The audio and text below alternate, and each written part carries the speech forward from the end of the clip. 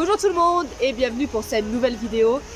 Vidéo qui a un peu tardé puisque ça fait 2 mois qu'elle aurait dû sortir, mais manque de temps. J'ai pas pu tenir mes délais, mais c'est pas grave. Donc vous l'avez peut-être remarqué, nous sommes aujourd'hui au jardin du musée Albert Kahn. Le jardin a un jardin français, un jardin anglais et le jardin japonais où nous sommes actuellement, puisque aujourd'hui on va parler Japon, on va parler japonaise, on va parler de la femme au temps des samouraïs et vous allez voir, il y a beaucoup de choses à dire. C'est parti!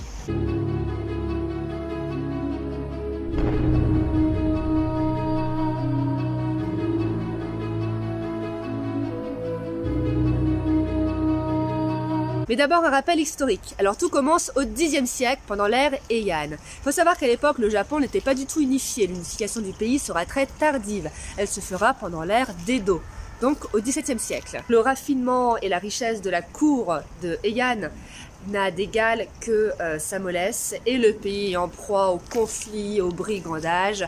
Du coup, en réaction, les seigneurs locaux vont monter des troupes personnelles afin de protéger leur territoire. Ils vont réunir des hommes entraînés qui vont former des bandes de guerriers, donc les Bushidan, ce qui va plus tard donner le Bushido. Donc ces classes guerrières vont gagner en puissance au XIe et au XIIe siècle. À la fin du XIIe siècle, 2 grands clans vont se former, les Taira et les Minamoto. Les Minamoto prennent le dessus sur les Taira et en 185 fondent un nouveau régime, l'ère Kamakura. Donc l'élite guerrière devient la classe dominante de ce régime et un bakufu, donc ce qu'on a traduit en français par le shogunat, est institué. Donc l'empereur n'a vraiment qu'un rôle symbolique dans ce bakufu puisque c'est le shogun qui a de facto les pouvoirs. Le shogun qui est un chef des armées. Ça peut difficilement être traduisible. Donc les samouraïs vont vraiment être la clé de voûte de ce régime et jouer un rôle prépondérant pendant les 700 années à venir. Donc pendant la Heian, les femmes n'avaient pas de pouvoir politique. Elles avaient un pouvoir spirituel, certaines pouvaient exercer des fonctions religieuses, elles pouvaient également avoir des professions littéraires et certaines étaient même devenues très connues. C'est le cas par exemple de Murasaki Shikibu qui est célèbre pour avoir rédigé le Di du Genji qui est un des ouvrages vraiment majeurs de la littérature japonaise. Tout va changer grâce au bakufu. Alors il faut quand même le préciser dès le départ, les femmes politiques japonaises ont toujours exercé le pouvoir de manière cachée, informelle. Mais ça ne les a pas empêchées quand même d'exercer une influence décisive sur la vie politique japonaise. Donc, la plus célèbre des femmes politiques fut Masako Hojo, surnommée la nonne shogun, qui régna de facto sur le Japon pendant plus de 20 ans. Alors Masako était une nona bugeisha, c'est-à-dire une femme combattante. Donc elle est née dans une illustre et très influente famille de samouraïs. De ce fait, elle a été initiée au maniement des armes pendant son enfance comme beaucoup de filles de samouraïs. Donc elle parvient à faire un mariage d'amour, chose assez rare quand même pour être soulignée, avec Minamoto no Yorimoto qui était l'héritier en exil du clan des Minamoto que je vous ai mentionné pendant l'introduction. Avec lui, elle participe à la guerre du Genpei, donc contre les Taira, qui sont finalement vaincus lors de la bataille de Danula en 1185. Donc Yorimoto devient shogun, ce qui fait de Masako l'épouse de l'homme le plus puissant du Japon. Donc, elle s'implique dans les affaires du pays, donc d'abord conjointement avec son époux, puis à la mort de celui-ci en 199 avec son père, qui est nommé régent, mais dans les faits c'est Masako qui de facto assumait le pouvoir. D'ailleurs elle va vite écarter son père au profit de son fils, puis elle va écarter son fils aîné au profit de son fils cadet qui était plus docile, et enfin elle va écarter son fils cadet au profit de son propre frère, donc le frère de Masako, et enfin elle va écarter son frère au profit d'un enfant en bas âge. Et grâce à cette habileté politique, Masako va parvenir à garder le pouvoir jusqu'en 1225, année de sa mort. Alors certes, son parcours est exceptionnel, il y en a eu même unique dans l'histoire du Japon, mais il est quand même assez éclairant sur l'importance nouvelle des femmes pendant l'ère Kamakura. En effet, avoir une fille à l'époque, c'était pas du tout considéré comme un fardeau, bien au contraire, puisque la famille maternelle était considérée comme la base de l'édifice familial, et c'était à la famille de l'épouse, par exemple, de s'assurer de la bonne éducation des enfants et de la bonne vie conjugale. Ça, on le voit bien dans l'histoire de Masako, puisque à la mort de Yorimoto, c'est le père de son épouse qui obtient la régence, et c'est des membres de son clan qui écopent des fonctions politiques les plus importantes. Donc autre fait un peu éclairant, il était très courant que la famille donc de l'épousé adopte le gendre. Et dès lors, ce dernier prenait le nom de famille de son épouse. Et cette importance en fait qu'avaient les femmes au sein des classes guerrières va se traduire également dans le domaine de l'éducation. Les femmes n'étaient pas dispensées de s'éduquer, loin de là. Donc déjà, la plupart d'entre elles étaient initiées au maniement des armes dans l'hypothèse où elles auraient à défendre leur fief, au cas où leur mari était absent. Elles étaient notamment formées au maniement du naginata, une arme dont la lame était recourbée. Alors il y a eu plusieurs exemples de femmes qui se sont illustrées lors des sièges. Je vais vous en citer un. Donc on trouve dans le Taikoki, qui est la biographie du daimyo Toyotomi Hideyoshi, donc qui nous relate la résistance de la femme du samouraï Okumara Sukie lors du siège de Suemori en 1584 et qui avait vaincu ses ennemis et qui s'était notamment illustré par son maniement expert du naginata. On apprend également aux jeunes filles la discipline et la dévotion au clan familial, dans l'hypothèse où elles seraient amenées à devenir otages ou ambassadrices. Ça aussi, des positions assez fréquentes.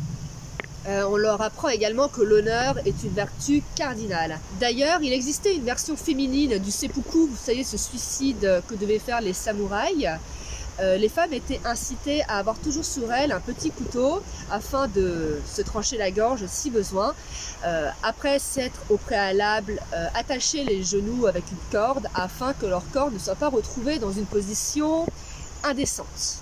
Alors tout ça va quelque peu changer avec l'introduction du confucianisme et sa stricte hiérarchie entre les genres à partir du XIVe siècle. Donc même les femmes de samouraï vont devoir renoncer à leurs prérogatives, à leurs droits patrimoniaux, à leur influence sur la sphère familiale, même si des figures exceptionnelles vont continuer à ponctuer l'histoire nippone.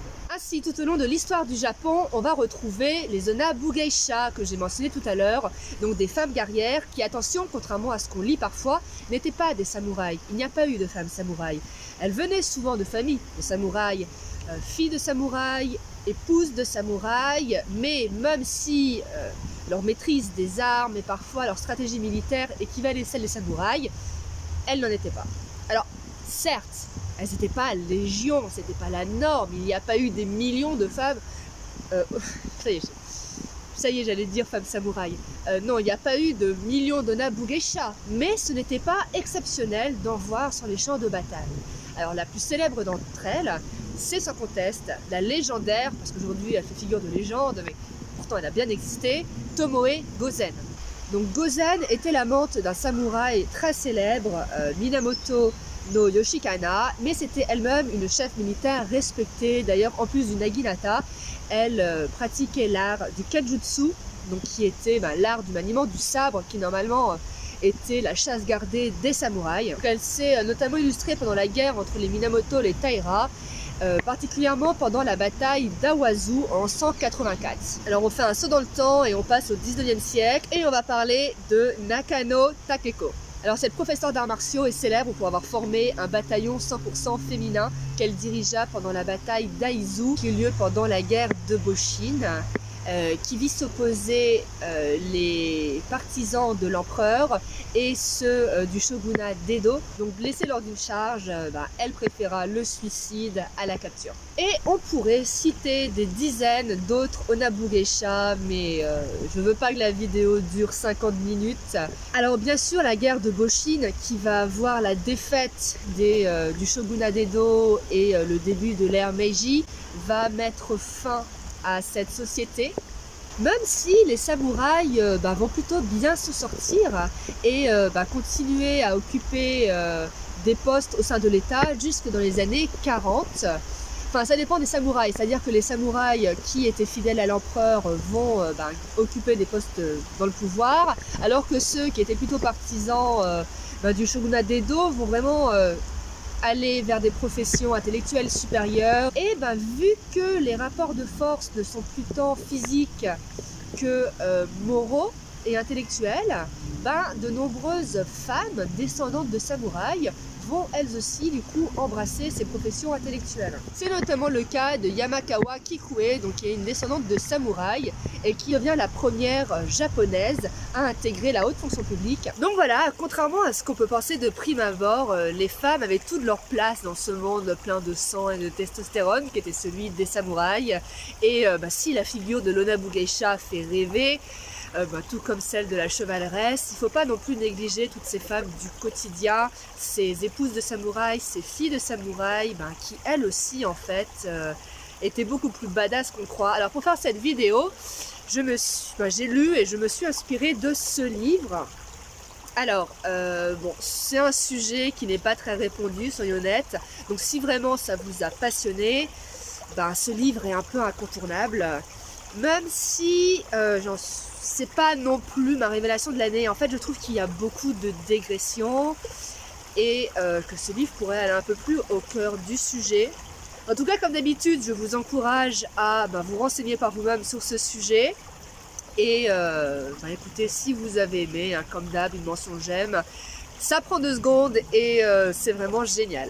Donc moi je vous dis à bientôt pour une prochaine vidéo. J'espère que celle-ci vous a plu. Ah oui, renseignez-vous une nouvelle fois sur le musée Albert Kahn et son super jardin. C'est à Boulogne-Billancourt. Donc pour les Parisiens, c'est pas loin. Et à bientôt. Salut!